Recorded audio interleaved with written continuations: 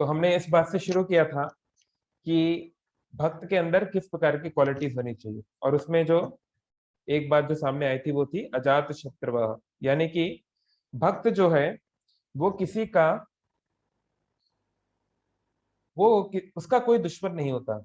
अजात, कोई भी व्यक्ति आज तक ऐसा जन्म नहीं लिया है, कोई भी व्यक्ति पैदा नहीं हुआ है जो भक्त का दुश्मन हो। लेकिन हो सकता है कि दुनिया के लोग उसको तो अपना दुश्मन मानते हो। दुर्योधन ने युधिष्ठिर को अपना दुश्मन मांगा। उसने ये सोचा कि युधिष्ठिर और पांडव जो है उसके दुश्मन है।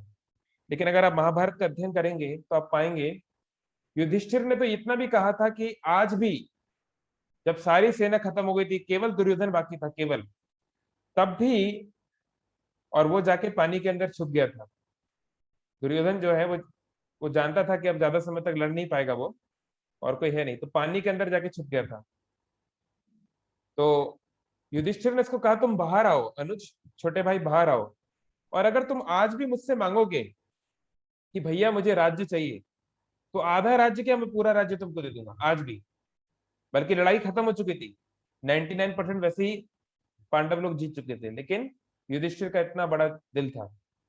लेकिन युधिष्ठिर का जितना बड़ा दिल था उतना ही, काफी हद तक उतना ही बड़ा दुर्योधन का भी घमंड था, उसका भी प्राइड था कि मैं किसी के सामने झुक नहीं सकता, खासकर पांडवों के सामने तो बिल्कुल नहीं। तो कई बार हम किसी का बुरा नहीं चाहते हैं, लेकिन लोग हमारा बहुत कुछ बुरा चाहते हैं।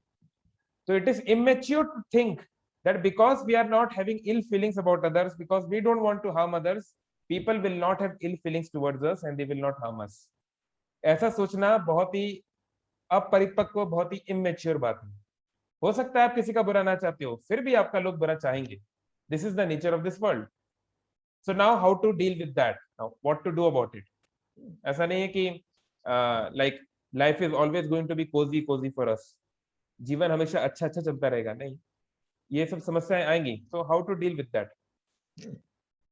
तो हमने ये देखा था, फिर हमने भगवत गीता से श्लोक देखा था कि कैसे, है ना, भगवान बता रहे हैं गीता के दूसरे अध्याय में, स्क्रीन पे देख पा रहे हैं, देख पा रहे हैं ना, हाँ, कि कैसे एक भक्त को कैसे होना चाहिए, एक समुद्र की तरह होना चाहिए, जिसको अपने आप को इक्विपॉइस रखना आना चाहिए, बारिश में भी गर्मी में भी। तो हमने कुछ एग्जांपल्स इस प्रकार के देखे थे। लेकिन now let us like go to real world examples, I mean जो काफी डिटेल में जिसमें बताया गया है। तो स्क्रीन दिख रहा है, ये एक सेक्शन आता है रामायण में, नीति शास्त्र में एक बात बोली गई है, बोला गया है प्रातः द्यूत प्रसंगेन मध्याह्ने स्त्री प्रसंगतः रात्रो चोर प्रसंगेन कालो गच्छति धीमताम। तो बोला गया है कालो गच्छति धीमताम, जो धीम, जो जिनकी बुद्धि परिपक्व है, जो इंटेलिजेंट व्यक्ति हैं, कालो गच्छति, वो अपने समय को किस प्रकार से व्यतीत करते हैं, कैसे व्यतीत करते हैं। पहला, प्रातः द्यूत प्रसंगेन, सुबह सुबह वो द्यूत, द्यूत मतलब होता है जुआ, वो जुए के बारे में सुनते हैं, कैसे जुआ लड़ा गया, कैसे जुआ खेलते हैं। और मध्याह्ने स्त्री प्रसंगतः, दिन में, मध्याह्न में, दोपहर में, मतलब काम करने के बाद, है ना, जो थोड़ा रेस्ट मिलता है ना दोपहर में, उसमें वो स्त्रियों के बारे में पढ़ते हैं, स्त्रियों के बारे में सुनते हैं। और रात्रो चोर प्रसंगे ना, और रात को वो चोरों के बारे में पढ़ते हैं, कैसे कैसे चोरी चकारी हुई। कालो गच्छति धीमताम, ये एक बुद्धिमान मनुष्य इस प्रकार से अपना समय व्यतीत करता है। अब आप बोलोगे भाई ये क्या बात होगी, ये क्या अनाप शनाप उल्टा सीधा सिखाया जा रहा है, चाणक्य पंडित की बुद्धि तो फिर नहीं गई है, क्या बोले जा रहे हैं। बोले नहीं, उनका ये तरीका है, वो कोडेड भाषा में बात करते हैं, इनक्रिप्टेड बात करते हैं। तो पहले बोल रहे हैं सुबह सुबह क्या करना है, द्यूत प्रसंग, जितने सारे प्रसंग, प्रसंग मतलब एपिसोड, इंसिडेंट्स जो हुए हैं, जो घटनाएं हुई हैं जुए से रिलेटेड, उसमें सबसे फेवरेट, सबसे जो मशहूर पॉपुलर है, कौन सी है, कौन जानते हैं, चैट बॉक्स में बताइए। सबसे पॉपुलर जुआ जो आज तक खेला गया, जिसका इस दुनिया में बहुत बड़ा एक प्रभाव पड़ा, कोई बता सकते हैं। बिल्कुल सही, प्रत्युष ने सही बताया, महाभारत। महाभारत को बोलते हैं द्यूत प्रसंग, क्योंकि महाभारत में जो सबसे क्रिटिकल डे था वो था जिस दिन द्रौपदी के साथ दुर्व्यवहार हुआ। एक्चुअली पांडव लोग इतने महान थे ना, इतने ब्रॉड हार्टेड थे, वो बाकी चीजें भूल जाते।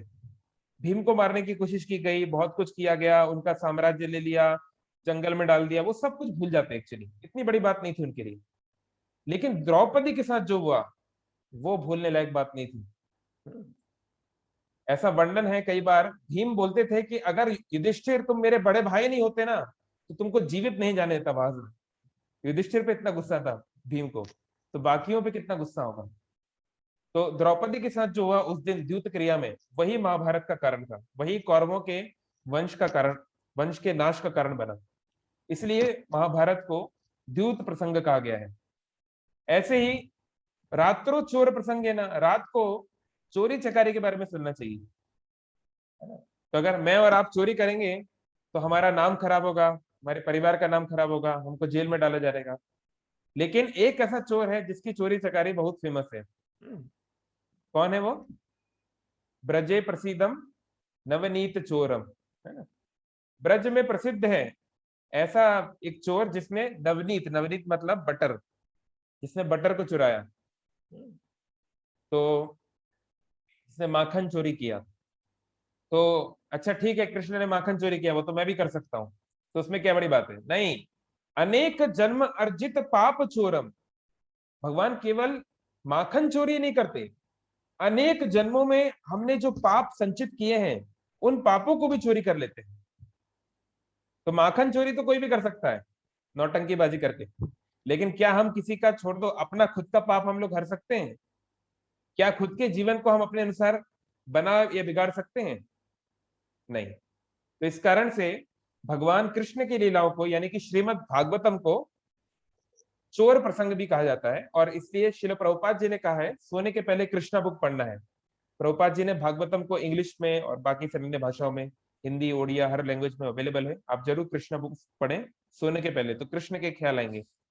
और बोलते हैं मध्यान्ह स्त्री प्रसंगता, दिन में स्त्रियों के बारे में पढ़ना चाहिए। तो इसका क्या मतलब है? क्या फैशन मैगजीन उठा के देखना चाहिए?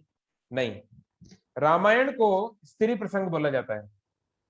तो आप बोलेंगे अरे ये क्या बात है, रामायण तो राम की कथा है, तो स्त्री प्रसंग कैसे हो गया? हाँ, राम की कथा जरूर है, लेकिन इस रामायण को जो, इसमें जो ट्रेजेडी लाए हैं, जो कुछ भी इसमें स्टोरीज में जो कॉम्प्लेक्सिटी आई है, वो सब स्त्रियों के कारण आई है। देखिए सब कुछ बढ़िया चल रहा था रामायण में, है ना। भगवान राम थे, कितने खुशी से सब कुछ बीत रहा था, बच्चे थे, उनका बहुत अच्छे से गुरुकुल में पढ़ाई हुई। उसके बाद एक स्त्री आई, कौन? तारका। और तारका ने जो है ऋषि मुनियों को परेशान करना शुरू कर दिया। तो ऋषि मुनि जो है वो अप्रोच किए विश्वामित्र को, फिर विश्वामित्र मुनि गए और भगवान राम का विवाह, आई मीन तारका को मारने के लिए भगवान राम को लेके गए। तो यानी कि वो था एक पहला कॉम्प्लेक्स सिचुएशन रामायण में। उसके पहले रामायण बहुत सिंपल है, कुछ कॉम्प्लेक्स नहीं है। वहीं से पहली बार दशरथ के आंखों में आंसू आना शुरू होते हैं और जो है ट्रेजेडी शुरू होती है, लाइक दैट। फिर सब कुछ ठीक ठाक चल रहा था, तो फिर मंथरा आ गई, आगे फिर सुपर्णखा आ गई। तो कहने का मतलब है बहुत सारी स्त्रियों का कंट्रीब्यूशन रहा है रामायण को वो एंगल देने का, इसलिए इसको स्त्री प्रसंगता भी कहते हैं। तो ऐसी ही एक स्त्री जो उसने पूरी रामायण की स्टोरी को पूरा, उसकी उसकी पूरी स्टोरी को एक रंग दिया, एक अलग मोड़ दिया, वो है मंथरा। तो मंथरा शब्द से ही पता चल रहा है, मंथरा मतलब जो मंथन करती है। मंथन मतलब होता है चर्न करना। जैसे हम लोग क्या करते हैं, या अभी तो नहीं करते, पुराने जमाने में क्या करते थे, जो आ, दूध है, दही है, इसको चर्निंग किया जाता था, है ना? इसको चर्न करके बटर मिल्क बनाया जाता था, छाछ बनाई जाती थी इत्यादि, माखन बनाया जाता था इत्यादि। तो अब तो ये सब नहीं होता है, लेकिन एनीवे अब हमारे पास मिक्सी है, हम लोग मिक्सर में वो काम करते हैं, है ना। तो मंथरा क्या है? मंथरा मतलब जो हमारी बुद्धि को, हमारे मन को घुमा दे, हमारे मन को घुमा दे, व्यक्ति को सीधा साधा ना रहने दे, वो मंथरा है। तो ये मंथरा ने क्या किया? तो ये जो मंथरा थी, ये, धन्यवाद। तो ये जो मंथरा थी, ये कैकेयी के साथ, उसके देश केकक देश से कैकेयी जिस देश की रहने वाली थी उसका नाम था कैकक देश। समय के साथ अब कुछ नाम बदल गए हैं। अभी 3 दिन पहले ही हमें गंजम डिस्ट्रिक्ट के एक स्थान में जाने का मौका मिला, जिसको बोलते हैं, कौन सा फोर्ट है यार वो, जगह, ओ यार मैं नाम भूल गया। अभी 3 दिन पहले ही गया हूँ, बल्कि मैं मतलब थोड़ी देर के लिए हम लोग गए थे वहां पे। महाराज अशोक के हैंड राइटिंग में उन्होंने कुछ ऑर्डर्स लिखे हुए हैं। आप जानते हैं कि अशोक जो है वो, उनको बोलते हैं चंडाशोक। चंडाशोक मतलब वो बहुत ही घासली, बहुत ही डोमिनेटिंग नेचर के थे। वो चाहते थे कि सारी दुनिया में उनका राज हो, और एक के बाद एक उनका जो मगध की जो सेना थी वो दूसरे दूसरे राज्यों पे कब्जा कर रही थी। तो उन्होंने कलिंग पे, उस समय ओडिशा को कलिंग कहते थे, उस पे आक्रमण किया, है ना। तो यहाँ के लोकल लोग का कहना है कि जो मूवी बनी है ना अशोका, शाहरुख खान का जो मूवी बना है, उसमें बहुत सारा स्टोरी चेंज कर दिया गया है, आप उसको मत रेफर करिए। लेकिन रियल स्टोरी थोड़ा अलग है। बट एनीवे, मतलब कलिंग के ऊपर आक्रमण किया, बहुत भीषण युद्ध हुआ, एक नदी किनारे युद्ध हुआ, बहुत उसमें लाखों लाखों लोग मारे गए। और उसके बाद अशोक को रियलाइजेशन हुआ कि वो क्या कर रहा है। तो अशोक को जो है दुख हुआ कि उसने, उसके कारण इतने सारे लोगों की खून बहा है, इतने सारे लोगों को पीड़ा हुई है। तो इस ओडिशा के इस स्थान पर, इस भूमि पर ही अशोक जो है चंड शोक से धर्म शोक बन गया, मतलब वो धर्मपरायण बन गया। फिर उसके बाद उसने बहुत अच्छी अच्छी नीतियां अपनाई। तो कहने का तात्पर्य मैं इसलिए बोल रहा था कि वहां पे हमने देखा कि अशोक के वहां पे सिग्नेचर्स थे, उसके ऑर्डर्स थे, इस प्रकार से। तो ये जो मंथरा है ये कैकक देश की एक दासी थी जो कि कैकेयी के साथ आई थी। लेकिन ये बेसिकली देवताओं की एजेंट थी, क्योंकि देवताओं को भगवान राम को अयोध्या से निकालना है। अगर भगवान राम अयोध्या में रहेंगे, हंसी खुशी खेलते रहेंगे, उनका परिवार वहीं रहेगा, तो रावण से लड़ाई कौन करेगा भाई, उनका काम कैसे होगा। इसलिए देखिए, भगवान की लीला, इसलिए इसको लीला बोलते हैं। लीला मतलब ये ड्रामा है। तो आप कैकेयी को दोष मत दीजिए कि कैकेयी कैसी औरत थी यार, मतलब राम से भी उसने ये कर लिया, बैर ले लिया। ये सब क्या है, ये सब एक एक अरेंजमेंट है। क्योंकि लीला का मतलब ही होता है लिटरली नाट्य, इट्स अ ड्रामा। जैसे बॉलीवुड फिल्मों में एक एक एक्टर थे जिनका नाम था अमरीश पुरी। तो सारे घटिया घटिया रोल उनको मिलते थे, सारे खतरनाक, मैगम्बो, और नहीं तो मतलब सारे विलन वाले रोल वो करते थे हमेशा। लेकिन रियल लाइफ में he was a very good person. ऐसे लोग बोलते हैं was a very good person. तो जरूरी नहीं कि जो खलनायक की भूमिका निभा रहा है लीला में वो बहुत ही बुरा व्यक्ति है। मे भी उस बेचारे को ऐसी सेवा दी गई है ना। जैसे आप देखिएगा, जब आप भ्रमर गीत पढ़ेंगे श्रीमद् भागवतम में, तो एक बहुत ही इंटरेस्टिंग चीज आती है।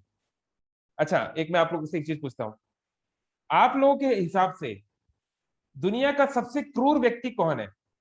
सबसे जिसका हृदय एकदम कठोर है, आज तक आपने जितना सुना है, रामायण महाभारत या जो कुछ भी आपने सुना है ना, कृष्ण लीला, खासकर कृष्ण लीला, उसमें सबसे क्रूर व्यक्ति आपको कौन लगा? मतलब जिसका हृदय बहुत कठोर है, पत्थर की तरह जिसका हृदय है, कौन लगा आपको? थोड़ा चैट बॉक्स में बताइए। कंस, है ना, संजय पर वो कंस लगे। हाँ भाई, कंस कितना क्रूर था। मतलब सोचो, अपने ही बहन के बच्चों को, 2-2 3-3 दिन के बच्चों को मार रहा था।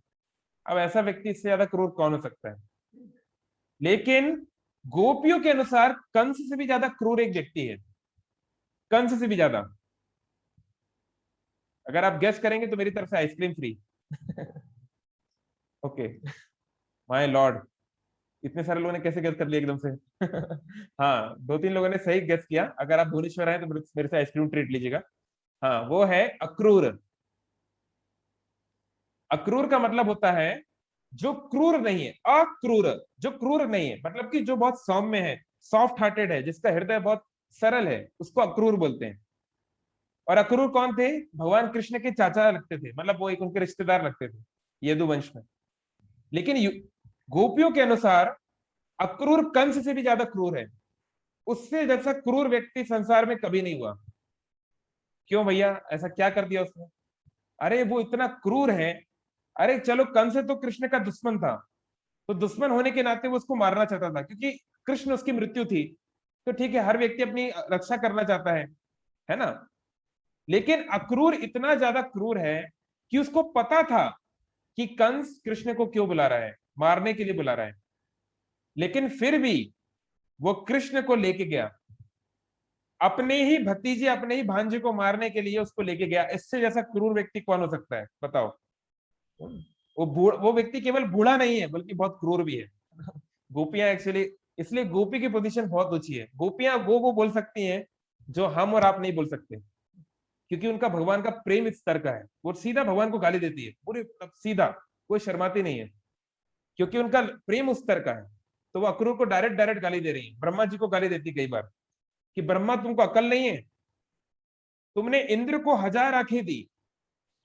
किस लिए आंखें दी? क्योंकि इंद्र बहुत सारी अप्सराओं को देखता था, किसी लड़की के चक्कर में पड़ गया, किसी एक ऋषि थे गौतम मुनि, उनकी पत्नी के चक्कर में पड़ गया था वो, तो मुनि ने गुस्सा होकर उसको श्राप दिया। मतलब एक लंबी स्टोरी है, पर एनीवे उसको 1000 आंखें मिल गई। तो गोपियां बोल रही हैं उसको तुमने 1000 आंखें दी क्योंकि वो इस संसार की सुंदरता को देखना चाहता था। अरे हम कृष्ण को देखना चाहते हैं, और केवल तुमने 2 आंखें दी, और 2 आंखें दी तो दी, उसमें भी ये पलके बना दी, ये पलके बना दी, और ये पलके बार बार ऊपर नीचे ऊपर नीचे ऊपर नीचे होते रहती हैं, हमको कृष्ण को देखने नहीं देती। क्या तुमने पलके बनाई है? क्या तुम इंजीनियर हो? कौन तुमको ये पोस्ट दिया? बहुत अनक्वालिफाइड आदमी हो तुम। गोपियों के अनुसार ब्रह्मा जी की स्थिति है। एनीवे तो let's get back to the point. तो और गोपियां बोलती हैं अक्रूर तो इतना क्रूर है कि चलो कृष्ण को तो वो मारने के लिए ले ही जा रहा था, लेकिन वो तो अपने स्वामी का भी नहीं हुआ। अपने स्वामी का नहीं हुआ मतलब, अरे कंस ने उसको पाल पोस के बड़ा किया, मतलब उसको इतना सब कुछ दिया, उसको नौकरी दी, उसको पैसा दिया, है ना, लेकिन उसको पता था कि कृष्ण उसकी मृत्यु है, फिर भी वो उसी की मृत्यु को उसके पास लेके गया। मतलब जो अपने मालिक को मारने के लिए साजिश रचे, ऐसा क्रूर व्यक्ति कौन हो सकता है? तो इसलिए ये सब समझना बहुत कठिन है कि भाई गोपियां बोलना क्या चाहती है। कभी तो बोलती है कि ये तो, कभी अभी हम ब्रह्मगीत पे चर्चा करेंगे किसी दिन, तो उसको हम डिटेल में देखेंगे। पर कहने का मतलब है कि भगवान के भक्त लोग का मूड समझना बहुत कठिन है, it's very difficult to understand. तो यहाँ पे मंथरा जो है वो कैकेयी के पास आती है। तो कैकेयी जो है वो राम से बहुत प्रेम करती है, बहुत प्रेम करती है, भरत से भी ज्यादा प्रेम करती है। तो मंथरा का काम है किसी प्रकार से कैकेयी की बुद्धि को फेरना, और मंथरा ये खुद अकेले नहीं कर सकती। तो इसलिए देवी देवताओं की रिक्वेस्ट पर माँ सरस्वती, जो ज्ञान की देवी है, बुद्धि की देवी है, वो आई है और मंथरा की बुद्धि पे बैठ गई है, और वो जो है उनके माध्यम से वो बुद्धि दे रही है मंथरा को कि आपको क्या बोलना है। ठीक है, तो मंथरा जो है आप देख रहे हैं स्क्रीन में, तो बोल रहे हैं नाम मंथरा मंदमती चेरी के कई केरी।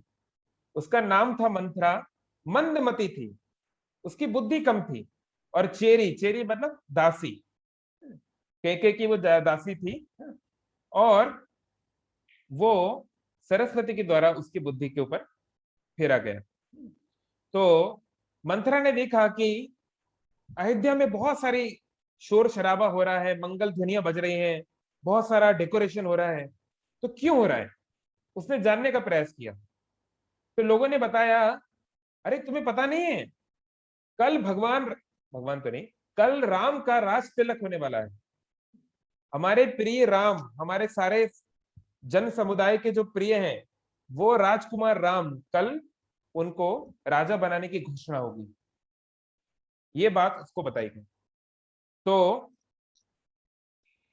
राम तिलक सुनो भा और दाहो, जब उसने ये बात सुनी कि राम को तिलक पहनाया जाएगा, राज तिलक उनको मिलेगा, तो ऐसा लगा कि जैसे उनका हृदय जल गया हो। इस प्रकार से उनको दुख हुआ, इस प्रकार से उसको तकलीफ हुई। तो फिर वो विचार करने लगी कि मैं ऐसा क्या करूं, मैं क्या करूं जिससे कि मैं इस परिस्थिति से स्थिति को मैं बदल सकूं। तो वो क्या गई, वो भरत माँ तो पही गई बिखलानी, बिखलानी मतलब रोते रोते, रोते रोते भरत की माता के पास गई, यानी कैकेयी के पास गई, और का अनमनी हंसी कहे हंसी रानी, रानी ने पूछा हंसकर कि क्या बात है मंथरा, तुम इतनी दुखी क्यों हो, क्या बात हो गई?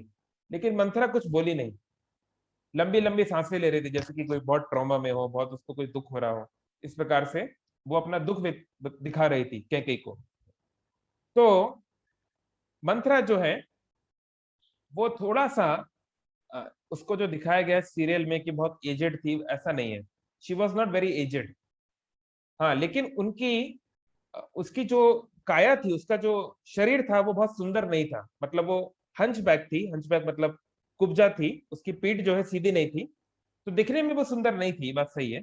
लेकिन उसकी उम्र उतनी ज्यादा नहीं थी जिस प्रकार से दिखाया गया है सीरियल में, है ना। तो रानी जो है उसको अपनी दोस्त की तरह समझती थी इस प्रकार से। तो रानी यानी कि कैकई उसको बोलने लगी कि मुझे लगता है कि लक्ष्मण ने कहीं तेरे को फिर से कुछ सबक सिखाया है। क्योंकि ये जो मंथरा था इसका नेचर जानती थी कैकई, कि मंथरा जो है कहीं ना कहीं गड़ब, इधर की बात उधर, इसकी टोपी उसके सर, यहाँ की बात वहां करना, ये सब काम करने में उसको बहुत आनंद आता है। तो कई बार उसको बहुत लोगों ने डांटा है, कई बार लक्ष्मण ने तो बहुत जोर से कहा भी है। और यहाँ पे देखिए कैकई क्या बोलती है, छाइड़ श्वासकारी जनु सांपिनी, तुम सांप की तरह क्यों फुफकार रही हो। है ना, जैसे सांप होता है, नागिन होती है, बहुत फुफकार करता है। तो रानी बोल रही है उसको कि तुम सांप की तरह क्यों बात कर रही हो। तो यहाँ पे आचार्य लोग बताते हैं कि ये देखिए, ये है कैकेयी की गलती नंबर 1। क्या गलती नंबर 1 है कि कैकेयी जानती है कि मंथरा का चरित्र बहुत अच्छा नहीं है, उसका पहले का बैकग्राउंड बहुत अच्छा नहीं रहा है ना। और वो जानती है कि वो नागिन की तरह है, इसलिए तो उसको बोल भी रही है नागिन की तरह तुम ऐसा क्यों कर रही हो। लेकिन फिर भी वो उससे हंसकर बात कर रही है। तो ये पहला प्रिंसिपल ये बनता है कि हम लोग दूसरे के द्वारा प्रभावित कब हो जाते हैं कि हम सुनते हैं, अरे तुम जानते हो उसने तुम्हारे साथ ऐसा किया, वो तुम्हारे बारे में ऐसा बोलता है, वो पीठ पीछे ऐसा होता है। तो हमें पहले देखना चाहिए जिसकी बात हम सुनने जा रहे हैं वो व्यक्ति कैसा है, उस व्यक्ति का खुद का इंटेंशन क्या है, उसका खुद का कैरेक्टर कैसा है ना। मान लीजिए आपके घर में एक नाग आ जाए, आपके घर में एक नागिन आ जाए, आप जानते हैं नागिन है, कभी भी डस सकती है, तो क्या आप उससे हंस के बात करोगे, और भाई नागिन आओ बैठो, और चाय लोगे, कॉफी लोगे, क्या करोगे। कभी आप ऐसा बोलोगे नहीं। लेकिन कैकेयी, उसकी मति कम है या जो भी, अभी इस लीला के अनुसार ये उसने बहुत बड़ी गलती कर दी कि वो ऐसी नागिन के साथ हंस के बात कर रही है। यानी कि उसको जब हम किसी से हंस के बात करते हैं, इनफॉर्मल बातें करते हैं, तो क्या होता है, इंटीमेसी बढ़ती है। तो इसलिए जब तक हम किसी व्यक्ति को अच्छे से नहीं जानते हो, तो हमें बहुत ज्यादा इंटीमेसी नहीं बढ़ाना चाहिए, है ना। विश्वास धीरे धीरे करना चाहिए, क्योंकि अगर विश्वासघात होता है ना, तो हृदय को बहुत दुख होता है। We should not trust someone very quickly. ये धीरे धीरे रिश्ता बनाना चाहिए गहरा। लेकिन रानी जो थी वो तो क्या बोले। तो रानी ने जानती थी वो मंथरा की स्थिति, उसके बावजूद उससे बहुत इनफॉर्मल तरीके से, बहुत उसको जो है मतलब उसको छूट दे दी। तो फिर रानी ने थोड़ा सा देखा कि ये सच में बहुत सीरियस है। ये बहुत सीरियस लग रही है, इतनी दुखी है, क्या कहीं कुछ हो तो नहीं गया, कुछ अनहोनी तो नहीं हो गई। सभय रानी कह कहसी, किन कुशल राम महिपालू। तो देखिए कितना कैकेयी का प्रेम है अपने श्री राम के प्रति, कि वो कुशल पूछ रही है। कुशल, कुशल मतलब कुशल, ये अवधि भाषा है, हिंदी नहीं है। तो इसमें जब हमारे जीवन में कुछ कठिनाई आती है ना, जैसे कोई बच्चा है, अब बच्चे को मान लो कोई डेंजर आ गया, कहीं वो गिर गया, एक्सीडेंट हो गया है, तो सबसे पहले क्या बोलता है, अरे मम्मी, अरे पापा। नहीं, मम्मी को याद करता है जनरली, नहीं, क्योंकि उसका माँ के प्रति सबसे गहरा अटैचमेंट है। तो अभी इस सिचुएशन में जब एकदम से डेंजर आया, एकदम से जब लगा केकई को कि कुछ ना कुछ गलत हुआ है, तो सबसे पहले उसने किसकी कुशल पूछी, किसका मंगल पूछा, राम का, कि कहीं राम को कुछ हुआ तो नहीं है, राम ठीक है ना। फिर बाद में उसने पूछा महिपाल। महिपाल मतलब जो लोगों का पालन करते हैं, राजा। कौन है राजा, दशरथ, क्योंकि दशरथ से उसका प्रेम है, दशरथ उसके पति हैं। तो उसका सबसे ज्यादा प्रेम उनके प्रति है, सोचिए, राम का। और बाद में फिर भरत का नाम आया, और लखन का नाम आया, और सबका नाम आया, है ना। तो ये, और ये बात सुनकर जब ये बात सुनकर मंथरा को बहुत पीड़ा हुई, मंथरा को बहुत दुख हुआ कि ये देखो ये राम लक्ष्मण इनकी बात कर रही है, अरे ये लोग ही तो इसको दुख देने वाले हैं, है ना? वो मनी मन विचार कर रही है। तो वो कहने लगी, वो बोलने लगी कि देखिए मुझे कोई क्या सीख देगा। ये क्यों बोल रही है, वो किस किस बात के लिए बोल रही है? क्योंकि कैकेयी ने मंथरा को बोला था कि क्या लक्ष्मण ने तुम्हें कुछ सीख दी है, उसने तुम्हें कुछ दंड दिया है, कुछ तुमको कुछ इंस्ट्रक्शन दिया है। तो गुस्से में बोलने लगी मंथरा, क्या मुझे कोई क्या सीख देगा, ये लक्ष्मण होता कौन है मुझे देने वाला? मैं किसी से डरने वाली हूं क्या? मैं अपनी बात खुले, जैसे बोलते हैं ना, मैं अपनी बात मतलब सबके बिना किसी हिचक के सबके सामने बोलूंगी। तो वो बोलने लगी मैं किसी से डरने वाली थोड़ी ना हूं। फिर उन्होंने बोला तुमने कुशल की बात की, तुमने पूछा कि राम, राजा, लक्ष्मण, भरत सब लोग ठीक तो हैं। अभी पूरी अयोध्या में केवल एक ही व्यक्ति ठीक है। कौन? वो है राम। राम ही छाड़ी कुशल केहू आजू। राम को छोड़ के आज किसी और की कुशलता की बात मत करिए, केवल राम ही आज कुशल में है। और अब देखिए ये समहाउ ये बहुत दिलचस्प बात है, लेकिन जब कोई व्यक्ति हमें हमारा किसी के साथ संबंध बिगाड़ना चाहता है, या हमको हमारा खुद का कॉन्फिडेंस डाउन करना चाहता है, या मान लो उसका हमारे प्रति ईर्ष्या है, या किसी भी प्रकार का उसका इल इंटेंशन है ना, तो और अगर वो व्यक्ति स्मार्ट है, अगर वो थोड़ा इंटेलिजेंट है, तो वो हमारे स्ट्रॉन्ग पॉइंट के ऊपर कभी भी अटैक नहीं करेगा, है ना? वो हमारा वीक पॉइंट ढूंढेगा। तो मंथरा ये बात जानती थी कि मैं इसको कितना भी ब्रेन वॉश करूं, लेकिन कैकेयी राम की विरोधी नहीं होगी। उसको अगर मैं राम की बुराई बताऊं कि राम ऐसा है, वो ऐसा है, वो ऐसा ये करना चाहता है, वो करना चाहता है, तो वो राम को छोड़ेगी नहीं।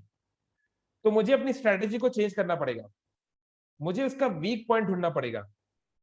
अब कैकेयी है, कौशल्या है, सुमित्रा है, ये लोग बहन की तरह रहती थी, लेकिन जो भी है बहन की तरह क्यों ना हो, है तो ये सौतन ही ना, इनका पति तो एक ही है ना, कंपटीशन तो है इनके बीच में, है ना? तो इस बात को मंथरा ने, क्योंकि वो तो अभी मंथरा मतलब क्या है, अभी सरस्वती का वास है वहां, सरस्वती ने उसको वो इंटेलिजेंस दी कि तुम कौशल्या पे अटैक करो, कौशल्या के नाम से तुम उसको इमोशनली फूल कर सकते हो। तो अब उसने कौशल्य का नाम बीच में लाया, क्योंकि राम को वो ज्यादा कुछ नहीं बोल पाएगी, कैकेयी उसकी बात सुनेगी नहीं। तो उसने बोला कि आज कौशल्या का बहुत अच्छा दिन है, आज भगवान की कौशल्या पे बहुत कृपा है, और इसको देखकर मेरे मन में बहुत दुख हो रहा है। तो क्या बात है, ऐसा क्या हुआ? अरे तुम्हारा जो पुत्र है वो तो परदेश में है। तुम्हारा उस समय क्या हुआ था कि भरत और शत्रुघ्न भरत के नैनीहाल में, यानी कि कैकेयी देश में गए हुए थे, है ना? तो वो बोलने लगी कि तुम जो हो, तुम एकदम आलसी हो, तुम आराम से जो है नींद प्रिय, नींद बहुत प्रिय सेज तुराई, तुमको नींद बहुत प्रिय है, तुम आराम से खाना पीना और सोना चाहती हो, और तुम लहू न भूत कपट चतुराई। ये जो भूप है, भूप मतलब होता है लीडर यानी राजा, इस केस में राजा, ये जो राजा है ना, इसकी कपट, कपट मतलब इसका हिपोक्रेसी, इस कपट को तुम नहीं समझ पाओगी, इसकी चतुराई, इसकी जो इल इंटेलिजेंस इसको तुम नहीं समझ पाओगी।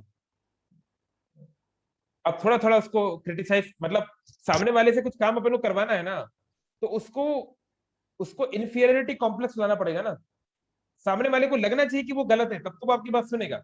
तो ऐसे ही कई बार क्या होता है, ये मैंने खुद अपने आंखों से कई बार देखा है कि अब जब बाद में वो पता चला कि सामने वाला ना इस प्रकार से क्यों बात कर रहा था, क्योंकि उसका कुछ मतलब था, तो वो क्या करते हैं, दूसरे को उसके ही प्रति हीन भावना, कि तुम्हारे अंदर ये कमजोरी है, ये कमजोरी, ये कमजोरी है, तुम ये नहीं जानते इसलिए तुम मेरी बात सुनो, क्योंकि तुम ये सब नहीं जानते हो इसलिए मेरी बात सुनो। तो इसलिए नहीं क्योंकि मैं तुम्हारा सच में कुछ भला करना चाहता हूं और मैं तुम्हारा एडवांसमेंट करना चाहता हूं, नहीं, मैं चाहता हूं कि तुम्हारे अंदर वो वैक्यूम क्रिएट हो, तुम्हारे अंदर अपने ऊपर कॉन्फिडेंस कम हो, ताकि मैं तुमको एक्सप्लेन कर सकूं।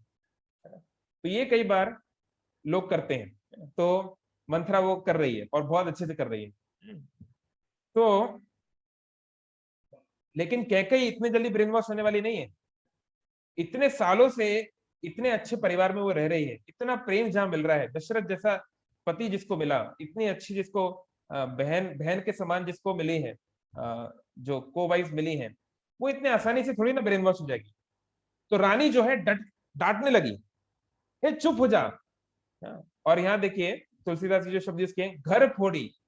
घर फोड़ी मतलब घर को फोड़ने वाला, जैसे कांच फूट जाता है, हम कांच को नीचे फेंक दे तो कांच टुकड़े टुकड़े हो जाता है ना, फिर टुकड़े टुकड़े हुए कांच को हम वापस नहीं जोड़ सकते। तो ऐसे ही वो बोल रही है, तू जो है हमारा घर फोड़ना चाहती है, तू हमारे इस परिवार को तोड़ना चाहती है। कैकेयी सही इस बात को एनालाइज की। ऐसा नहीं कैकेयी के अंदर बुद्धि नहीं थी, वो एनालाइज सही कर रही है कि घर फोड़ी है। और फिर वो जोर से डांटने लगी कि तेरे जीभ पकड़वा के तुझे फिकवा दूंगी, यहां से निकलवा दूंगी। बहुत जोर से डांटने लगी। फिर उसके बाद उसने विचार किया, है ना, उसने विचार किया कि जो भी है ये है तो मेरी ही, है ना, इसने इतने साल तक मेरी सेवा की है, इसलिए दोबारा वो मुस्कुराकर बात करने लगी। वो मुस्कुराकर बोलने लगी, क्या बोलने लगी कि बोलने लगी, प्रिय वादिनी, है ना। अभी देखिए इस बात पे भी दोबारा केके को बहुत क्रिटिसाइज किया जाता है आचार्य की कमेंट्री में, कि देखो जब हमें किसी को लेसन देना है, मान लीजिए वो हमारा अपना ही क्यों ना हो, अगर हमारा अपना ही क्यों ना हो, लेकिन अगर वो कोई गलत काम कर रहा है ना, तो हमको एटलीस्ट फॉर द टाइम भी स्ट्रिक्ट होना चाहिए। हमारे गुरु महाराज भक्ति चारू महाराज, उनको मध्य प्रदेश की चीफ मिनिस्टर थी उमा भारती, वो मायापुर में मिलने गई और उनको बोले कि आप उज्जैन, आप मध्य प्रदेश में एक मंदिर बनाइए इस्कॉन का। तो कुछ समय के बाद महाराज आए, मध्य प्रदेश आए, तो वहां उमा भारती जी के ऑफिस में बैठे थे। तो वहां पे उन्होंने एक पेंटिंग दिखा, वो पेंटिंग बहुत ही अद्भुत पेंटिंग लग रही थी। तो महाराज जी ने पूछा उमा भारती जी से कि इसमें क्या बताया गया है, क्या चीज इसमें बताई जा रही है। तो वो उत्तर दी कि इसमें अहिल्याबाई के बारे में बताया गया है, कि एक हाथी जो है एक व्यक्ति के ऊपर जा रहा है, चढ़ रहा है, और बहुत सारे लोग रोक रहे हैं, लेकिन एक रानी बैठी हुई है, वो बिल्कुल शांत बैठी हुई है, बिल्कुल गंभीर बैठी हुई। तो अहिल्याबाई, अहिल्याबाई होलकर, होलकर मतलब कि मराठों का एक सब ब्रांच है, जिन लोगों ने मालवा पे शासन किया 17th और 18th सेंचुरी में, खासकर 17th सेंचुरी में। तो अहिल्याबाई करके एक रानी थी, जिनके पति की देहांत हो गया था यंग एज में, तो उनको क्वीन बनाया गया था इंदौर का। आज भी आप जाएंगे इंदौर में, तो इंदौर का इंटरनेशनल एयरपोर्ट हो, इंदौर में कुछ भी चीज हो, वो उनके नाम पर ही है, अहिल्याबाई के नाम पर। तो वहां पे उनका जो एक ही लड़का था, उनका केवल एक बच्चा था। अब आप में से जो लोग माताएं हैं या जो भी, अगर आपके घर में कोई आपका बेटा है, तो आप जानते हैं अगर एक ही औलाद हो, एक ही संतान हो, तो उससे कितना प्यार होता है। तो तो उनका एक ही पुत्र था, लेकिन भाग्य का ये विधान था कि वो थोड़ा बिगड़ा बिगड़ा हुआ निकला, थोड़ी बहुत कुछ गड़बड़ियां करता था, तो थोड़ा बहुत वो सहती थी, थोड़ा बहुत उसको पनिशमेंट देती थी। तो एक दिन उसने ऐसा कुछ काम कर दिया जो कि टॉलरेट करने लायक नहीं था। उसमें कुछ बहुत, उसके दो वर्जन हैं, एक वर्जन है कि उसने किसी महिला के साथ कुछ छेड़छाड़ कर दिया, और दूसरा वर्जन है कि उसने किसी हाथी के प्रति, मतलब आ, बिल्कुल दयाहीन छोड़ के उसको, उसके कारण उसने मरवा दिया बेसिकली। तो जो भी बात है, तो उसने डिसाइड किया कि तुम जो हो, तुम मनुष्य बनने के लायक नहीं हो, तुम्हारा हृदय मनुष्य के लायक नहीं है, तुम दूसरे के दुख को नहीं समझ पाते, इसलिए तुम्हें अब जीने का कोई अधिकार नहीं है। तो सोचिए, अहिल्याबाई उस देश की रानी थी, उसका एकमात्र लड़का था, और उसी लड़के को जब उसने इस प्रकार का ग्रेव ऑफेंस किया, किसी किसी और की बच्ची को छेड़ा, या जो भी, दो अलग अलग वर्जन है, तो उसने उनको सजाए मौत दी कि एक पागल हाथी के द्वारा तुम्हें कुचला जाएगा। और उन्होंने सारी सोसाइटी को बुलाया, जितने भी नागरिक समाज के बड़े बड़े लोग थे उनको बुलाया गया, उनके सामने उसको सजाए मौत मिलने वाली थी, उस देश के राजकुमार को, ताकि ये देश के लोग जान जाएं कि अगर कोई व्यक्ति गलत करता है तो वो राजकुमार क्यों ना हो, उसका क्या हाल होगा। सोचिए किस तरह का उनका, कितनी वो प्रिंसिपल्स थे उनके, आप इमेजिन करिए, मतलब कोई अपने बच्चे के साथ ऐसा कर पा रहा है, उसका कितना ऊंचा स्तर होगा, कितना हाई मोरालिटी में वो रहती होगी। और वो हाथी उसने छोड़ भी दिया था। फिर जो है मतलब वो उस दिन वो उसकी मौत ही होती, लेकिन बहुत रिक्वेस्ट करके जिन लोगों ने मतलब उसके परिवार ने ही, जिनको वो नुकसान हुआ था, उन लोगों ने रिक्वेस्ट किया कि नहीं ऐसा मत कीजिए, ये है जो भी है हमारा एकमात्र राजकुमार है, तो ऐसे करके उसको क्षमा किया गया था। लेकिन कहने का मतलब है कि उसका इतना हाई लेवल का जो मोरालिटी है, ये आज भी एग्जाम्पल है। इसलिए आज भी अहिल्याबाई को मध्य प्रदेश के मालवा क्षेत्र में लोग माँ की तरह देखते हैं, उनको एक आइडियल माना जाता है माता। तो ऐसे, तो यहाँ पे हम देख रहे हैं, लेकिन कैकेयी थोड़ा अलग प्रकार से है।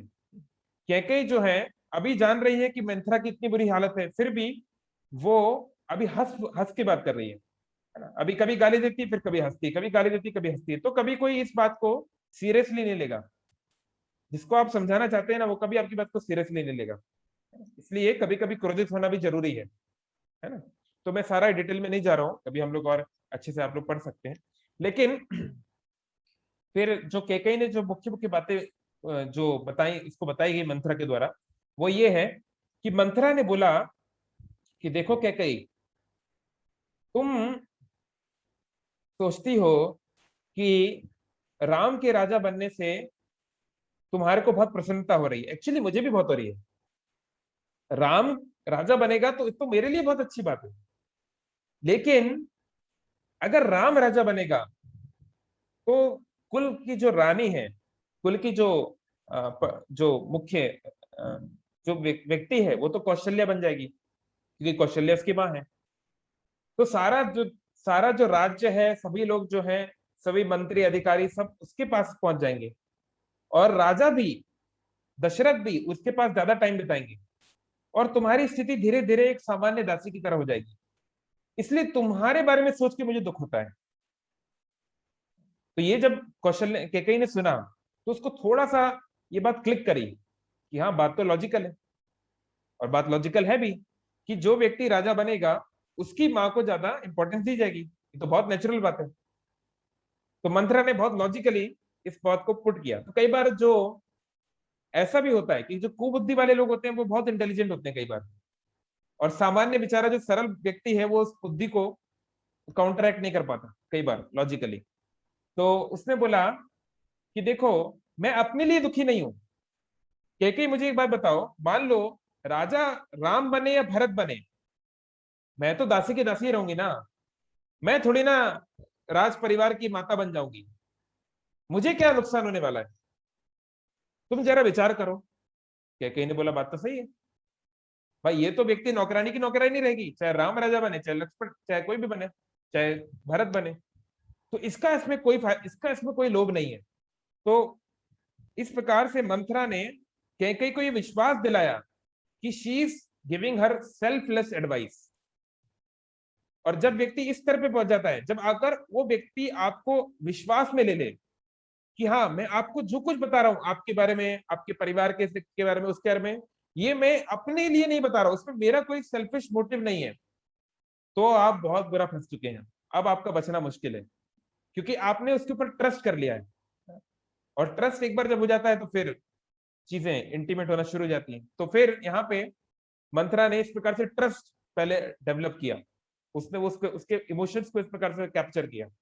फिर उसके बाद उसने बोला कि देखो, मेरी ये बात सुनो, अगर राम को राजा बनाना भी है कोई बात नहीं, राम को राजा बनाते हैं, लेकिन राम को राजा कब बनाया गया, कल बनाया जा रहा है, जब तुम्हारा बच्चा इस राज्य में नहीं है। तुम्हारे बच्चे को यहाँ पे क्यों नहीं इनवाइट किया गया है, उसको जानबूझ के वहां पे क्यों भेजा गया है। और रानी, तुम ये बात नहीं जानती हो, पिछले 1 महीने से तैयारियां चल रही हैं, 1 महीने से अयोध्या को सजाया जा रहा है। तो अब जो है, ये है नेक्स्ट स्टेप, जो टॉक्सिसिटी की हम जो बात कर रहे हैं ना, कि जो जब लोग अपने इस प्रकार के जो गलत या जो जहरीले बातें जो कहते हैं, तो उसमें नेक्स्ट स्टेज क्या होता है, वो फैक्ट्स के साथ अपने मिथ को भी ऐड करते हैं, है ना। वो अपना मिर्च मसाला ऐड करते हैं ताकि वो अपनी बात को और आगे पहुंचा सके। तो ये बात सच्चाई है कि भरत उस समय अयोध्या में नहीं थे, लेकिन ये किसी ने जानबूझ के उनको नहीं भेजा था। एक दिन पहले ही दशरथ को ये लगा कि मुझे लगता है कि राम को राजा बनाना चाहिए, अब समय आ गया है। रामचरितमानस के अनुसार उन्होंने एक अपनी दाढ़ी को देख रहे थे वो आईने में, तो उनको एक सफेद तिनका दिखा, तो उनको लगा मैं बूढ़ा हो गया हूँ, मुझे अब इस बारे में विचार करना चाहिए। तो वो गए वशिष्ठ मुनि के पास उस दिन, जो वशिष्ठ जो कुल गुरु थे उनके पास वो गए, और वशिष्ठ ने बोला कि कल ही बहुत अच्छा मुहूर्त है, ऐसा मुहूर्त सैकड़ों बहुत सालों तक नहीं आएगा, तो कल ही आप राम को राज तिलक देने की घोषणा कर दीजिए। इसका ये मतलब नहीं है कि कल से राम बिल्कुल राजा ही बन गए, इसका ये मतलब है कि officially he will be the successor, आपके जाने के बाद वो बनेंगे ऑफिशियली, इस प्रकार से। तो ये आप जो है ये बात आप घोषणा कर दीजिए। तो इस कारण से अगले ही दिन ये किया जा रहा था, कुल गुरु के कहने पे, मंत्रियों के कहने पे, है ना, जो भी प्रोसेस होती है इसके अनुसार ऐसा किया जा रहा था। तो ऐसा नहीं था कि भरत को जानबूझ के नहीं रखा गया। तो आप कोई बोल सकता है अरे नहीं भरत को बुलावा भेज देते। तो अब आगे चल के आप पढ़ेंगे, जब जब दशरथ की मृत्यु हो जाती है, तो भरत को और शत्रुघ्न को नैनीहाल से वापस लाने का अरेंजमेंट किया जाता है, उनको बुलाया जाता है, मैसेंजर भेजे जाते हैं। तो जब वापस आते हैं ना भरत और शत्रुघ्न, तो उनको आने में 5 दिन लगते हैं, इट टुक देम 5 डेज। तो वो डिस्टेंस काफी दूर था, तो एक दिन में उनके आने की कोई संभावना नहीं थी, तो इसलिए मजबूरी में भरत को नहीं बुलाया गया। और दूसरा, मंथरा ने झूठ बोला कि 1 महीने से तैयारी चल रही है। ऐसे ही कई बार हमको, अगर हमारा किसी से संबंध किसी को बिगाड़ना है ना, मान लीजिए मुझे कोई 2 लोगों में लड़ाई करानी है, तो मैं कुछ फैक्ट बताऊंगा, कुछ मिर्च मसाला ऐड करूंगा, फिर फैक्ट बताऊंगा, फिर मिर्च यूज करूंगा। तो इस प्रकार से वो ऐसा कॉम्बिनेशन बनाया जाता है कि हम सोचते हैं कि अरे हाँ यार, मैं तो इस बात को समझ ही नहीं पाया, वो व्यक्ति तो मेरा दुश्मन ही है ना, या फिर ये व्यक्ति तो मेरा दोस्त ही है, लाइक दैट। और ऐसा नहीं है कि केवल हम दूसरे लोगों के बारे में हमको बताया जाता है, हमारे बारे में दूसरे लोग को ऐसे बताया जाता है। तो इस प्रकार से ये जो झूठ है इस प्रकार से फैलता है। तो मंत्रा ने बहुत अच्छे से वो पॉइंट को ऐड किया कि 1 महीने से तुमको मामू मनाया जा रहा है, तुम तो जानती भी नहीं हो, है ना। तो और उसके बाद कई और चीजें उसने जो है ऐड की। उसने जो है धीरे धीरे उसको रियलाइज किया कि अगर कौशल्या जो है अगर वो राज रानी बन गई तो तुम्हारा क्या होगा। उसको बार बार ईर्ष्या, क्योंकि सौतन है, उस ईर्ष्या को बताया गया कि तुम्हें अपनी सौतन के सामने झुकना पड़ेगा, उसकी सेवा करनी पड़ेगी, है ना, जो नहीं होने वाला है। सोचिए, वो कौशल्या को इतने सालों से जानती थी, उसका उसका बहन की तरह रिश्ता था, लेकिन 1 घंटे का ये जो ब्रेन वॉश सेशन हुआ, 1-2 घंटे का जो भी सेशन रहा होगा, 1 घंटे में इतना जहर डाला गया, इतना जहर डाला गया कि 30-40 साल का रिश्ता 1 घंटे में टूट गया। तो इसलिए हमको बहुत सावधान रहना चाहिए। शिला प्रभुपाद जी से पूछा गया कि आपके अपने शिष्यों के बारे में क्या कंप्लेन है। आप अपने शिष्यों की बहुत तारीफ करते हैं कि बहुत वो लोग सेवा कर रहे हैं, बहुत कुछ कर रहे हैं, पर उनके अंदर क्या कमी लगती है आपको। तो प्रभुपाद ने कहा yes, they have one fault, that they are not sufficiently afraid of Maya. हाँ, उनके अंदर एक कमी है कि वो माया से उतना नहीं डरते जितना डरना चाहिए। तो आप बोलेंगे क्या हम क्या डरने वरने के आएंगे किससे? नहीं, हमको हमारी सिचुएशन जानना चाहिए। सिचुएशन ये है कि ये प्रकृति, ये संसार बहुत शक्तिशाली है, और ये किसी भी समय हमारा बैंड बजा सकता है। अभी कोरोना ने करके दिखा दिया ना। तो इसलिए हम माया से नहीं लड़ पाएंगे। We are not powerful enough, we can not fight Maya. किस प्रकार से कैसे हमारा मन में कौन क्या भर दे कह नहीं सकते। इसलिए लगातार दैन्य भाव में, सरल भाव में, कि मैं अपने आप को कोई बहुत बड़ा सुपर ह्यूमन नहीं समझते हुए भगवान के भक्तों की शरण में रहना चाहिए, तो हम बचे रहेंगे। जब हमारा प्राइड बढ़ जाएगा कि नहीं मैं अपना खुद ध्यान रख सकता हूँ, मैं और मेरे भगवान दूजा ना कोई, तो फिर माया समझाएगी आपको अपनी लैंग्वेज में, है ना।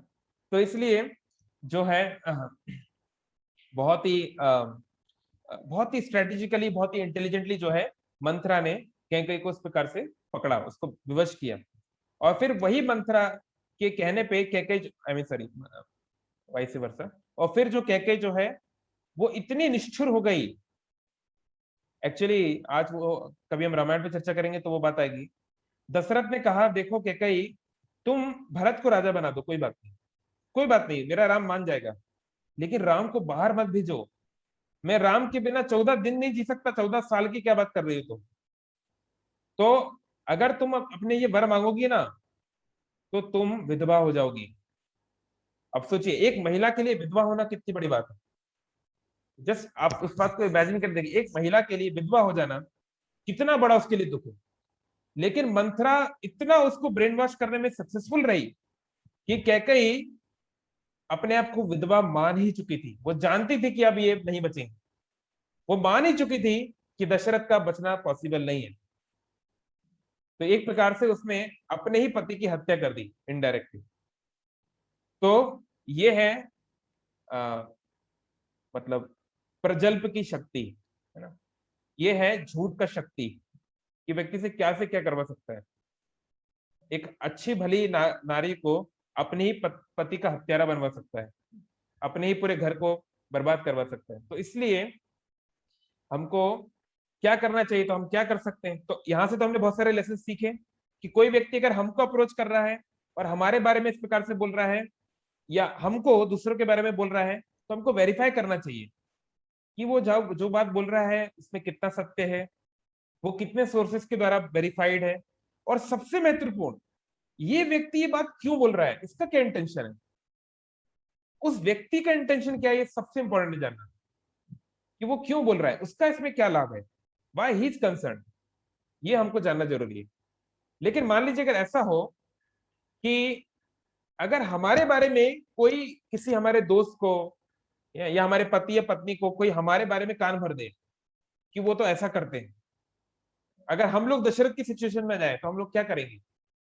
मान लो हमारी खुद की पत्नी जो है वो हमारे साथ ऐसा सोचने लगे, वो हमको जो है मतलब एक डिप्लोमेटिक, एक हिपोक्रेट व्यक्ति की तरह देखने लगे, तो आप क्या करोगे। दशरथ ने बहुत प्रयास किया। दशरथ का नाम है दशरथ, 10 दिशाओं में जिसके रथ चलते थे, जिसके सामने बड़े बड़े देवी देवता सर झुकाते थे, वो अपनी पत्नी के पैरों पे गिर गया, रोने लगा कि तुम्हें जो चाहिए मांग लो, पर मेरे प्राण मुझसे मत लो। मतलब प्राण यानी कि राम, राम को मेरे से मत लो। बिल्कुल वो पैरों पे गिर के रोने लगे। बहुत बहुत भयंकर विवरण है रामायण में। बिल्कुल बच्चे की तरह रोने लगे। लेकिन कैकेयी इतनी निष्ठुर थी, बिल्कुल देखी भी नहीं, देख भी नहीं रही थी वो, क्योंकि वो पूरी तरह ब्रेन वॉश हो गई चीज। तो एनीवे, तो कहने का मतलब है कि हाँ, ऑफ कोर्स हम लोग प्रयास करेंगे उस समय अपनी भावनाओं को बताने का, लेकिन बेटर है कि वो सिचुएशन ना आए। तो क्या करना चाहिए, इसलिए जब भी समय मिले कम्युनिकेशन को बहुत स्ट्रांग रखिए। अपना रिलेशनशिप में कम्युनिकेशन को बहुत स्ट्रांग रखिए। मतलब चाहे हमारे घर परिवार के लोग हो, चाहे हमारे बिजनेस के लोग हैं, जो भी लोग हमारा जिनसे जैसे भी संबंध है, हमारा उनके साथ जो कुछ भी वार्तालाप हो रहा है, जो भी अपडेट्स हो रही हैं, खुले दिल से हमको एक दूसरे को इंटरेक्ट करते रहना चाहिए, ताकि कोई व्यक्ति कोई मिस इन्फॉर्मेशन प्लेस ना कर सके। अगर मान लीजिए दशरथ बता देते कैकेयी को कि कैकेयी, मैंने ये सोचा है कि मैं राम का कल राज्याभिषेक करने वाला हूं, राज तिलक देने वाला हूं, अगर ये बात दशरथ बता देते कैकेयी को, तो कैकेयी को मंथरा इस प्रकार से बेवकूफ नहीं बना पाती, क्योंकि वो तो सामने से आके बता रहे हैं ना।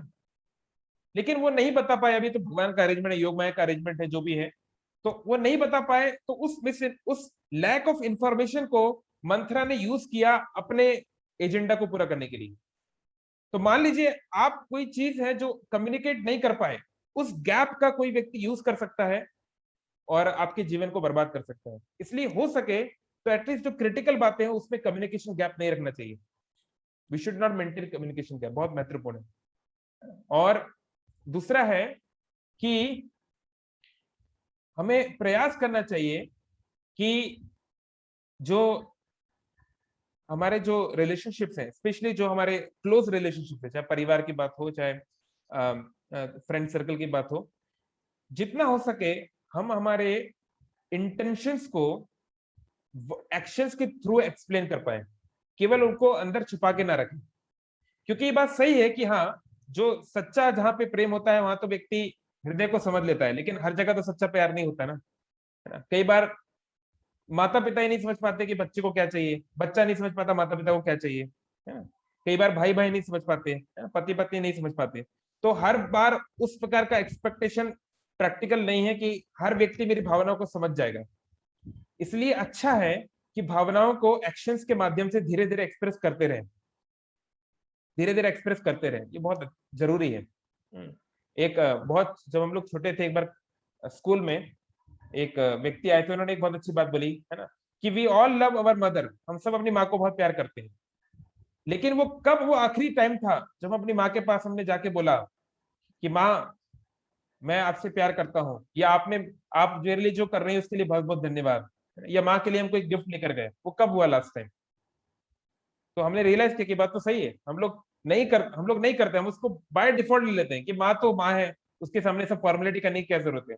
मे भी जरूरत नहीं है ना, लेकिन बहुत सारे रिश्तों में जरूरत पड़ती है, हमको जरूरत है कि ये सो कॉल्ड जिनको हम फॉर्मेलिटी बोलते हैं वो भी कई बार हमें करना चाहिए। इसलिए रूप गोस्वामी बोले हैं, ददाति प्रतिगृह्णाति घुह्यम आख्याति पृच्छति भुंक्ते भोज्यते चैव षड्विधम प्रीति लक्षणम।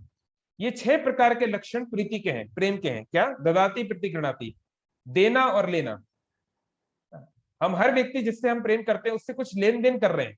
जरूरी नहीं लेन देन पैसे का होता है, भावनाओं का, विचारों का, शब्दों का, एक्शंस का लेन देन होता है, सेवा का लेन देन होता है। तो हम हमेशा लेते ही ना रहे, कभी कभी दे भी, है ना। हम, हो सकता है कि हम, मान लीजिए एक छोटा बच्चा है, वो माँ को क्या दे सकता है, लेकिन वो माँ के लिए एक छोटा सा शॉपिंग करके तो आ सकता है। एक बहुत, मान लीजिए 5-6 महीने का बच्चा है, तो वो अपनी माँ को क्या दे सकता है, लेकिन वो उसके लिए हंस तो सकता है ना? कम से कम हंसता हुआ चेहरा तो दिखा सकता है ना। तो इस प्रकार से हम कुछ ना कुछ तो जरूर कर सकते हैं, तो ददाती, देना चाहिए, है ना। गुह्यम आख्याति पृच्छति, गुह्यम मतलब कॉन्फिडेंशियल, सीक्रेट, रिश्ते के अनुसार, जितना हमारा इंटीमेसिस के अनुसार कुछ बातें बतानी चाहिए, कुछ बातें सुननी चाहिए। और भूंगते भोज्यते चेवा, कुछ उसको खिलाना चाहिए और कुछ उनसे खाना चाहिए, है ना। मतलब यहाँ तो डिवोटी सर्कल में प्रसाद की बात हो रही है, प्रसाद देना चाहिए और प्रसाद देना चाहिए, ग्रहण करना चाहिए, इस प्रकार से। षड विधम प्रीति लक्षणम, ये जो 6 है ये प्रीति के लक्षण हैं। तो ये करने से बहुत आसान हो जाएगा कि हम किसी दूसरे व्यक्ति के द्वारा हमारे इन चीजों को हम जो है टॉक्सिसिटी से अपने आप को बचा पाएंगे। लेकिन मान लीजिए ये सब चीजें अगर नहीं हुई, सब कुछ फ्लॉप हो गया है, या किसी कारण से हम लोग नहीं कर पाए, तो क्या करें?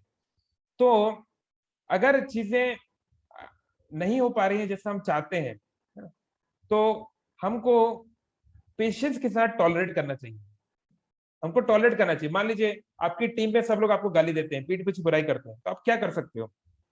आप प्रयास कर सकते हो, आप उनको एक्सप्लेन कर सकते हो, आप जो है अच्छे रिजल्ट्स लाके दे सकते हो। लेकिन अगर वो लोग नहीं कर रहे हैं तो आपको पेशेंटली टॉलरेट करना चाहिए। You just try to give your best and just wait for the right time. Maybe कुछ ऐसा होगा कि they will realize the truth. तो मे बी कई बार हमारी परीक्षा होती है, कई बार भगवान भी हमारी परीक्षा लेते हैं, कई बार भाग्य के अनुसार हमारी परीक्षा होती है, तो हमको थोड़ा वेट करना चाहिए। लेकिन ये सब बात थी पर्सनल, अगर कोई हमको करे। लेकिन एक बात जो दूसरा है, अभी आप देख पा रहे हैं स्क्रीन में, ये सब जब है कि कोई व्यक्ति अगर हमारे खिलाफ ऐसा कर रहा है तो हमें क्या करना है। लेकिन मान लीजिए कोई व्यक्ति आपके परिवार में, या ऐसा कोई व्यक्ति जो आपके ऊपर डिपेंडेंट है, जो आपसे बहुत क्लोज है, उसके बारे में अगर ऐसा कर रहा हो तो क्या करना चाहिए? तो बहुत अच्छा एग्जाम्पल श्रीमद् भागवतम में है, दक्ष प्रजापति का। ये जो दक्ष प्रजापति है ना, ब्रह्मा जी के ही मतलब परिवार में आप कह सकते हैं संतान ही है प्रैक्टिकली वो। तो उनकी जो पुत्री थी आदि शक्ति, है ना, आप जानते हैं माता पार्वती का पिछला जन्म आदि शक्ति, तो उनका विवाह हुआ भगवान शिव से, है ना। और दक्ष प्रजापति एक दिन, मैं बहुत शॉर्ट में बता रहा हूँ क्योंकि मेरे पास समय कम है। अच्छा, जिनके प्रश्न है वो चैट बॉक्स में डालना शुरू कर सकते हैं, है ना। अगर आपके कोई प्रश्न है आज के सेशन से तो चैट बॉक्स में आप टाइप करना शुरू कर सकते हैं। एनीवे, तो दक्ष प्रजापति जो है वो एक बार किसी आई थिंक किसी ऋषि के यहाँ या कहीं पे, एनीवे कोई यज्ञ हो रहा था जिसमें सारे बड़े बड़े देवी देवता, जो बड़े बड़े ग्रहों के जो प्रतिष्ठा है, दिक्पाल हैं, उनको बुलाया गया था, है ना। बड़े बड़े सभी देवता आए थे, गंधर्व आए थे, किन्नर आए थे, सब आए थे। तो वहां पर भगवान ब्रह्मा भी थे, शिवजी भी थे, सब बड़े बड़े देवता वहां पे थे। तो जब दक्ष प्रजापति वहां पे आए, है ना, तो प्रजापति है, like he is one of the progenitor, जो कि संसार को आगे बढ़ाते हैं। तो सब लोग खड़े हुए, उनके सम्मान में खड़े हुए, बहुत बड़े व्यक्ति हैं, उनके सम्मान में सब लोग खड़े हुए, लेकिन शिव जी खड़े नहीं हुए। तो ऐसा नहीं था कि शिव जी को बहुत अहंकार था कि भैया मैं खड़ा नहीं होऊंगा, ये कौन है, ऐसा नहीं था। उस समय क्या था, शिव जी गहरी समाधि में थे, गहरी समाधि में थे। बोलते हैं रमन्ते योगिनो अनंते सत्यानंद चिदात्मनि इति राम पदेनाशु परम ब्रह्म विधीयते। राम के नाम में वो सदा मेडिटेट करते रहते, राम के गुण रूप लीला को मेडिटेट करते रहते। तो वो उस समाधि में थे, उनको पता ही नहीं क्या चल रहा है, कौन आ गया कौन नहीं आया। तो दक्ष प्रजापति को ये बात बहुत बुरी लग गई, क्योंकि ये जो शिव जी है ना, ये उनके क्या क्या बोलते हैं इसको, मतलब सन इन लॉ, जमाई जमाई लगते हैं।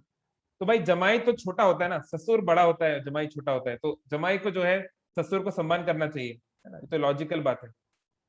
लेकिन उन्होंने देखा कि ये मेरा जमाई है, हाँ, मेरे बेटे की तरह है, और ये मेरे लिए खड़ा भी नहीं हो रहा है, मतलब कोई मतलब वैल्यू नहीं याद नहीं किया है। तो उनको बहुत बुरा लग गया ये बात।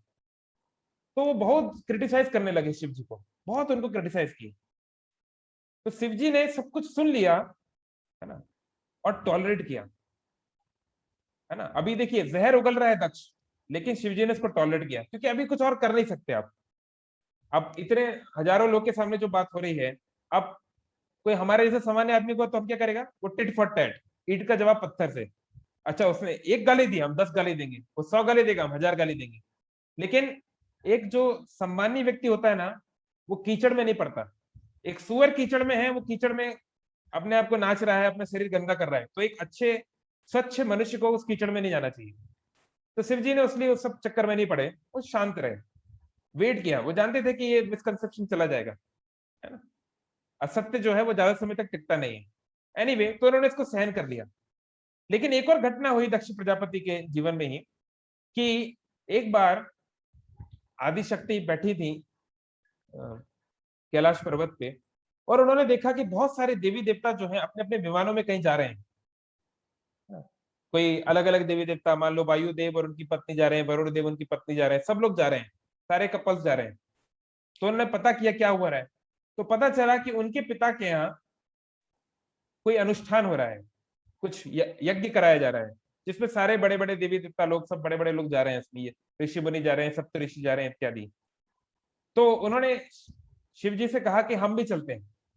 तो शिव जी ने मना किया कि क्योंकि हमको इनवाइट नहीं किया तो हमको नहीं जाना चाहिए। लेकिन उन्होंने कहा कि नहीं, क्या इनवाइट क्या है, मतलब अब वो तो हम लोग घर के लोग हैं, हमको क्यों इनवाइट किया जाएगा, ये लोग सब बाहर के लोग हैं, लेकिन आप और हम तो उनके घर के हैं ना, मैं तो उनकी बेटी हूँ, मुझे क्या इनवाइट करना है, तो आप क्यों इस तरह से बोल रहे हैं। तो शिव जी ने कुछ नहीं बोला, वो नहीं गए। तो एनीवे, आदि शक्ति वहां पे गई। तो वहां पे गई तो उन्होंने देखा बहुत सारे अलग अलग आसन बने हुए हैं। ब्रह्मा जी के लिए एक आसन है, लेकिन वो खाली है, ब्रह्मा जी नहीं आए थे उसमें। ब्रह्मा जी को मालूम था लफड़ा होने वाला है भाई मत जाओ, कौन इस लफड़े में पड़ेगा, तो ब्रह्मा जी इसमें नहीं गए। लेकिन बहुत सारे अलग अलग इंद्र चंद्र वरुण सबका अपना अपना आसन बना हुआ है, सप्त ऋषि, है ना, किन्नर गंधर्व सबके लिए स्थान है। लेकिन शिव जी के लिए कोई स्थान नहीं है, उनके लिए कोई अलग से सीट नहीं लगाई गई है। इसका मतलब है कि शिव जी इज नॉट इन्वाइटेड, है ना, उनको वो लोग नहीं चाहते कि वो यहाँ पे आए। तो उनको ये बात इतनी दुखी लग, उनको इतना दुख हुआ इस बात से, इतना दुख हुआ कि मेरे खुद के पिता हमारे साथ ऐसा व्यवहार कर रहे हैं, उनका इतना मतलब नीची सोच है। तो ऐसे व्यक्ति के द्वारा जो शरीर दिया गया ना, भाई पिता के द्वारा शरीर दिया जाता है ना, माता पिता की कॉम्बिनेशन से हमको शरीर मिला है। तो ऐसे व्यक्ति के द्वारा जो दिया गया शरीर है, इसको मैं रखूंगी नहीं, ऐसे शरीर में मैं नहीं रहना चाहती। तो आप जानते हैं फेमस कि उन्होंने वो जो अग्नि थी, यज्ञ की जो अग्नि है, उसमें अपने आप को, यानी आत्म आत्मदाह तो नहीं है वो, इट्स नॉट आत्मदाह, बट मतलब समाधि ले ली, है ना। उन्होंने अपने एक्सटर्नली स्पीकिंग उन्होंने अपने प्राण छोड़ दिए। तो ये बात जब भगवान शिव तक ये बात पहुंची, तो शिव जी इतने क्रोधित हुए, इतने क्रोधित हुए कि उनके क्रोध में उनके शरीर से एक उनका प्रकाश बाहर निकला, वीरभद्र। और उस वो इसका स्वरूप इतना भयानक था, आप देख सकते हैं यहाँ पे फोटो, है ना, मतलब जितना आप खतरनाक से खतरनाक इमेजिन कर सकते हो उससे कई ज्यादा खतरनाक, वो इतना भयानक था कि देख के ही व्यक्ति के प्राण निकल जाए। और उस वीरभद्र ने और शिव जी के सभी कुछ जो उनके थे, कुछ परिचायक जो थे, साथी थे, वो लोग गए और उन्होंने पूरा उस स्थान पे हमला कर दिया। बहुत सारे देवी देवताओं को मारा काटा गया, बहुत कुछ किया गया, बहुत कुछ हुआ, है ना। बहुत सारे दक्ष के तो बहुत लोग, और फिर दक्ष को भी मारा गया। फिर बाद में वो बकरा कुछ लेकर आया, फिर उसको बकरे का सर लगाया, बहुत कुछ अलग अलग स्टोरी है। नहीं, पर कहने का मतलब है कि शिव जी ने इस बार सहन नहीं किया, लेकिन पिछली बार तो सहन किया था। तो ऐसी क्यों बात है? एक बार तो सहन कर लिए, दूसरी बार सहन नहीं किए, ऐसा क्यों हुआ? तो देखिए, हमारे ऊपर अगर कुछ हो रहा है, अगर कोई हमारे साथ दुर्व्यवहार कर रहा है, हमारे बारे में कुछ जहर उगल रहा है, तो अगर हम टॉलरेट करते हैं तो ये हमारी महानता है, ये हमारा ब्रॉड नेचर है शिव जी की तरह। लेकिन अगर कोई व्यक्ति ऐसे व्यक्ति को क्रिटिसाइज कर रहा है जो आपके ऊपर डिपेंडेंट है, अगर आप माता पिता हैं और आपके बच्चे को कोई अननेसेसरली गाली दे रहा है, उसको मार रहा है, तो आप ये नहीं बोल सकते हाँ हाँ मैं तो अहिंसा का पुजारी हूँ जी, एक और मारो, लेफ्ट में मारा ना, अब राइट में मारो, बेटा बेटा राइट गाला करो, अंकल जी चाटा मारेंगे। ऐसा नहीं कर सकते आप। आप क्षत्रिय हैं, आप ये नहीं सोच सकते अरे कोई बात नहीं, हिंसा हिंसा क्या करना है यार, थोड़ा मार मार लेते, नहीं। आपका कर्तव्य है कि जो आप पे डिपेंडेंट है उसको आपको बचाना है हर हालत में। तो आप अपने ऊपर अत्याचार सहन कर लीजिए, कोई आपको गाली दे रहा है, कुछ बुरा बोल रहा है, आप सहन कर लीजिए, बहुत अच्छी बात है, आप महान हो। लेकिन आपके डिपेंडेंट्स के ऊपर आपको सहन नहीं करना चाहिए, आपको तुरंत अप्रोप्रिएट एक्शन लेना चाहिए। और इस केस में तो शिव जी ने अप्रोप्रिएट एक्शन लिया, क्योंकि यहाँ पे किसी की जान गई थी। हमें of course externally of Adishakti तो मर नहीं सकती, लेकिन फिर भी एक लीला की दृष्टि से तो उन्होंने उसका उचित फिर उन्होंने उसका एक्शन लिया। तो इसलिए हमको ये चाहिए कि कोई व्यक्ति अगर हमारे किसी प्रिय के बारे में, हमारे किसी के बारे में बोल रहा है, तो हमको सहन नहीं करना चाहिए। हमको या तो उसको प्रत्युत्तर करना चाहिए, उसको रिजेक्ट कर देना चाहिए, उसको शांत करा देना चाहिए, उसको वहां से भगा देना चाहिए। और अगर कोई व्यक्ति फिजिकली या कुछ ऐसा कर रहा है तो हमको फिजिकली भी करना पड़े तो करना चाहिए, है ना। तो ये एक जिम्मेदारी है ना। ये एक एक बहुत महत्वपूर्ण पहलू है प्रेम का, है ना। तो हनुमान जी ने क्या किया? हनुमान जी ने पूरा शहर का शहर जला दिया, पूरा शहर जला मारा। उनकी तो थोड़ी सी पूंछ जलाई गई थी ना, लेकिन उन्होंने क्या किया? पूरा शहर जला दिया। इसलिए नहीं क्योंकि उनकी पूंछ जलाई, इसलिए क्योंकि शहर के निवासी लोग उस पापी रावण के साथी हैं जिसने हमारी सीता माता के साथ ऐसा किया, तो उनको ऐसा सबक सिखाने के लिए। तो इसलिए जो है कि भक्त होने का ये मतलब नहीं है कि मतलब, ऑफ कोर्स भक्त लोग विनम्र होते हैं, शांत होते हैं, वो किसी को तकलीफ नहीं देना चाहते, लेकिन भक्त का मतलब होने का ये मतलब नहीं कि हम कायर बन जाए, है ना। हमको मतलब कोई भी आगे कहीं भी आगे घुमा दे, ऐसा नहीं होना चाहिए। कृष्ण जो भजे से बड़ो चतुर, we should know how to be practical, how to deal in this world, वो हमको जानना चाहिए। और उसके अनुसार यथाउचित जो है हमको सही तरीके से डीलिंग करना चाहिए। ओके, चलिए, बहुत बहुत धन्यवाद। हरे कृष्णा। तो देख लेते हैं अगर किसी का कोई प्रश्न है तो ठीक है, नहीं तो फिर हम अनम्यूट कर देंगे। आप लोग अपने आप का हैंड रेस कर सकते हैं, और जो है हम अनम्यूट भी कर देंगे अभी, तो आप लोग अपने आप को अनम्यूट करके भी पूछ सकते हैं। तो let me see the chat box first. तो यहाँ पे प्रश्न है, डॉलीज डायरी, क्या ट्रेन में माला जप कर सकते हैं? बिकॉज थोड़ी अशुद्धता रहती है। देखिए ऐसा है कि ये जो भगवान का नाम है ना, ये कहीं पर भी, इसको कोई, दुनिया में ऐसी कोई चीज नहीं है जो भगवान के नाम को अशुद्ध कर सके। जब हम लोग जब जाते हैं ना, जब हम लोग ट्रेनिंग लेते हैं भगवान के विग्रह की सर्विस करने का, तो हम लोग एक मंत्र गाते हैं, ओम अपवित्रा पवित्रो वा सर्व अवस्थाम गतोपि वा यह स्मरेत पुंडरीकाक्षम सा बाह्य अंतरः शुचिः। श्री विष्णु श्री विष्णु श्री विष्णु। तो वो क्या होता है? वो होता है ओम अपवित्र। मान लो कोई व्यक्ति अपवित्र है, उसके शरीर में कुछ है, या मान लो कुछ है, कोई व्यक्ति अपवित्र है, अपवित्र पवित्रो वा, या वो व्यक्ति बहुत पवित्र है, साफ सुथरा है, नहा धो के आया, कपड़े साफ है, सब कुछ है, सर्व अवस्थान गतोपि वा, किसी भी अवस्था में वो हो, किसी भी सिचुएशन में वो हो, यह स्मरेत पुंडरीकाक्षम, जो स्मरण करता है पुंडरीकाक्षम, यानी कि लोटस आइड लॉर्ड, जो भगवान श्री कृष्ण भगवान विष्णु का जो स्मरण करता है, स बाह्य अंतर शुचि, वो बाहर से भी और अंतर से भी वो साफ सुथरा होता है, वो स्वच्छ होता है। तो देखिए देखिए जब हमारी मृत्यु होगी ना, तो हमारी मृत्यु कोई बहुत अच्छी जगह पे नहीं होने वाली है कि हम लोग बढ़िया 5 स्टार होटल में बैठे हैं, बढ़िया एसी चल रहा है और बढ़िया हम लोग बस इंतजार कर रहे हैं, बस 45 मिनट और फिर मैं मर जाऊंगा, तुम बढ़िया कीर्तन वीर्तन सुन रहे हैं। ऐसा नहीं होगा। हो सकता है हमारी मृत्यु जो है किसी कार एक्सीडेंट में हो जाए, हो सकता है कि हम बिस्तर पे पड़े हों, बूढ़े हैं, शरीर हिल ही नहीं रहा है, उसी बिस्तर पे लेटरिन कर रहे हैं, उसी पे टॉयलेट कर रहे हैं, है ना, ऐसा होता है। तो अब आप उस समय क्या करोगे? आप बोलोगे नर्स रुक जाओ, पहले मैं जाके नहाऊंगा, धोऊंगा, तिलक लगाऊंगा, साफ कपड़े पहनूंगा, उसके बाद ही मैं जब करूंगा, है ना। तब तक आप मृत्यु को रोक के रखना, मृत्यु को अंदर बताने देना, मृत्यु गेट के बाहर पर। ऐसा नहीं होता है ना। मृत्यु कभी भी आ सकती है, इसलिए किसी भी स्थिति में भगवान का नाम जप करने में कोई अपराध नहीं है। हम ट्रेन में भी जप कर सकते हैं, माला से भी कर सकते हैं, कोई नहीं।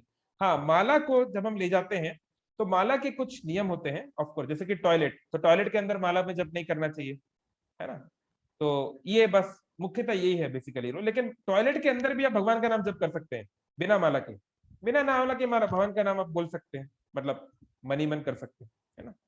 लेकिन माला के कुछ कुछ रूल है, उसको थोड़ा सा आप जो है जरूर हमें देखना चाहिए। फिर है how to balance materialistic and spirituality with busy job. हाँ, it can be tough, but हमको ईशोपनिषद में बताया गया, ईशोपनिषद का 13वां मंत्र है कि वह व्यक्ति सिद्ध बन सकता है, यानी सक्सेसफुल हो सकता है, जो अविद्या और विद्या को साथ में लेके चलना जानता हो। यानी कि जैसे सपोज देखिए, मैं एक आत्मा हूं, है ना, आप भी एक आत्मा है, मैं भी एक आत्मा हूं, लेकिन मैं अभी शरीर में हूं। तो ये हम जो भगवान का नाम जप कर रहे हैं, जो गीता भागवत पढ़ रहे हैं, ये आत्मा के लिए, लेकिन शरीर को भी कुछ आपको देना पड़ेगा ना, खाना चाहिए, हवा चाहिए, पानी चाहिए, नहीं। लेकिन उस चीजों को भी स्पिरिचुअलाइज कैसे कर सकते हैं? कैसे? भगवान बोल रहे हैं रसो रसो हम अपसु कौनतेया, ये पानी को जब पियो तो मेरा स्मरण करो, ये पानी कहाँ से आया, ये हवा कहाँ से आई। जब जो खाते हो मुझे ऑफर करो, यद करोषि यद अश्नाशी, जो खाते हो जो भी लेते हो पहले मुझे अर्पण करो। तो इस प्रकार से जो हमारा सो कॉल्ड मटेरियल एस्पेक्ट है लाइफ का, अगर हम जॉब करते हैं, स्टूडेंट हैं, जो भी है, उसको स्पिरिचुअलाइज किया जा सकता है। हम जॉब कर रहे हैं, किस लिए कर रहे हैं, उससे जो रिजल्ट आएगा वो किस लिए है, हम स्टूडेंट लाइफ में किसके लिए कर रहे हैं, ये हमको देखना है। अगर हम वो कृष्ण को स्मरण करते हुए कर पाए तो वो भी अपने आप में सेवा है, वो भी स्पिरिचुअलिटी है ना। भगवान ने अर्जुन को क्या बोला? माम अनुस्मरणम युद्ध चा, तस्मात् सर्वेषु कालेषु माम अनुस्मरणम युद्ध चा। हे अर्जुन, सभी समय मेरा स्मरण करो और युद्ध लड़ो। अर्जुन को ये नहीं बोला कि सब छोड़ छाड़ के बस माला पकड़ लो, माला करना है एक समय समय पे, लेकिन अगर आपको अपना नियत कर्म भी करना है तो नियत कर्म करते करते लेकिन भगवान का स्मरण करना है। दुर्योधन ने भी युद्ध लड़ा, अर्जुन ने भी युद्ध लड़ा, लेकिन दुर्योधन किस लिए युद्ध लड़ रहा था? कि उसकी इंद्रिय तृप्ति के लिए, कि मैं राजा बनूंगा, मेरा ये होगा वो होगा, मेरा ये सब चलेगा। और अर्जुन युद्ध लड़ रहा था भगवान की प्रसन्नता के लिए, कि भगवान जो चाहते हैं वो हो, भगवान का प्रिय भक्त युधिष्ठिर राजा बने, इस प्रकार से। तो वो चेतना पे सब डिपेंड करता है। ओके, ठीक है। अगर किसी और को कोई प्रश्न है तो अपने आपको अनम्यूट कर सकते हैं। Any other question?